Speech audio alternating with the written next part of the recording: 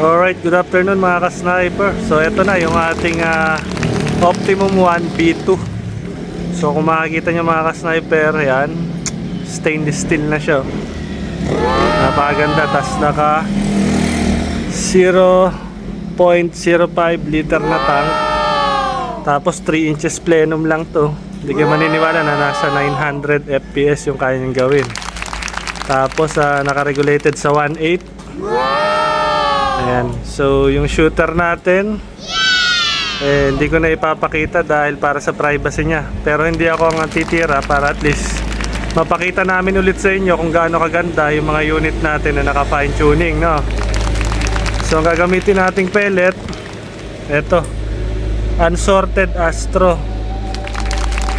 Ayan, Astro lang yan. Ayan, medyo UP pa nga yan eh.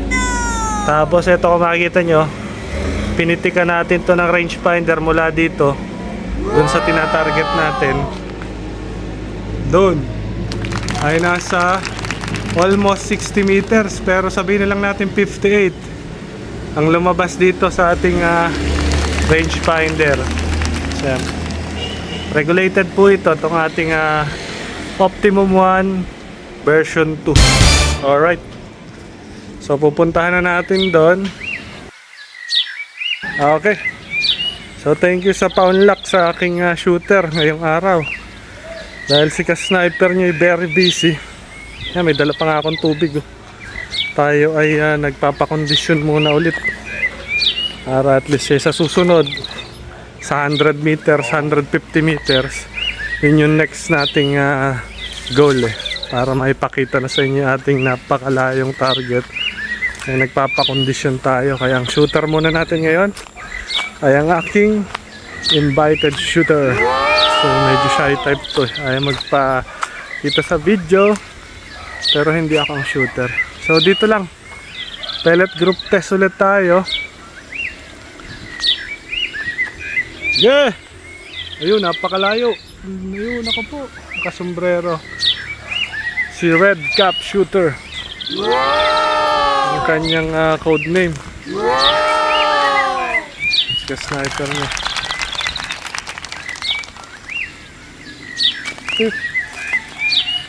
Yan yung tinira ng 50 meters pero ngayon tayo ay nasa 58 meters.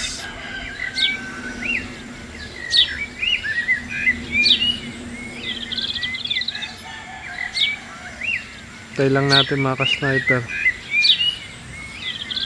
para makita nyo mga ka-sniper yung ating honest review sa bagong Optimum 1 version 2. So ayan, meron na agad na nag-accept sa ating pa-unlock para itest itong unit na to. Sa susunod meron pa ulit ako isa pang in-invite, sana ay makapunta siya. Alright, napakalakas. Wait! Pumasok! Wait! Umangat! Oh no! For safety. Ay, napakaganda, gitnang-gitna. 58 meters na sa gitna, oh. Grabe, per shot pa lang yan. Hindi tayo na ano dito sa ating shooter. Sulit, gitnang-gitna. Ayan. Oh, per shot, gitna. Mahangin pa yan, ako po. Okay, gitnang-gitna mga ka-sniper. Sa susunod, makita nyo, si ka-sniper na ulit ang titira. Yan, tubig-tubig mo. Very hectic schedule. Uy, pagupak na. Grabe, lakas talaga. Sumangit ba ulit? Mamaya na natin lapitan. For safety. Unsorted pellet yun mga ka-sniper. So sa 58 meters, honest review, pellet grouping. Ayun, laglag. Tagupak na naman. Tayo lang gumagawa niyan, hindi tayo nagkakat mga ka-sniper. Yun yung trademark natin, honest review, long range shooting, no cut videos. Kahit pagka ako shooter, di ba makikita nyo, nakastand yung cellphone, nasa likod ko yung camera. Tuloy lang yung ating pakita ng honest review. So yan, tingnan natin kung nasan na yung apat na apat. Ito, short review lang naman to. Gusto nating maipakita sa inyo mga ka-sniper yung lakas at ganda ng performance ng ating unit. So ito. Isa pa! Oh, isa pa, isa pa! Ayun oh. Tagupak na naman. Talaga napakalakas. So yan. 58 to, 58 meters. Madjust na kami doon. Kahit sulok na. Nakita nyo. Talaga namang napakalayo na niya. So ayan. Sige, kaya lang natin siya mag-enjoy. Layo rin ng binyahin yan eh.